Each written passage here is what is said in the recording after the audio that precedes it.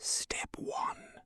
Click on File /Save As /Browse /File Type Excel Macro Enabled Workbook XLSM /Save As.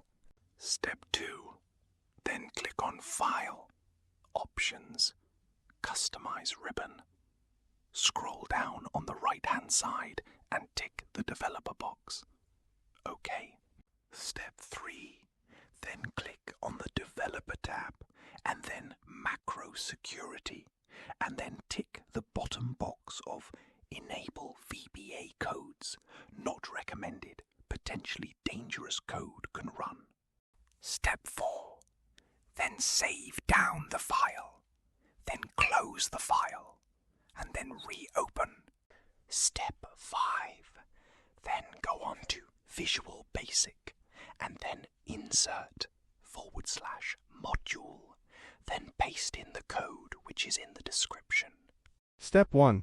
Amend line 11 which says, C /USE or S /FOLDE or / to the file path that you want it to be for your file path, and include a /. Step 2. Then amend line 12 which says your password here, and make sure that it includes the password of all password in the Word documents. What it does, when ran the code will automatically open each and every Word document, and automatically remove all passwords in the Word documents, but only if they have it in every file. Thanks for watching. If you wish to reach out to me for personalized work, please use the email of anonymous93220@gmail.com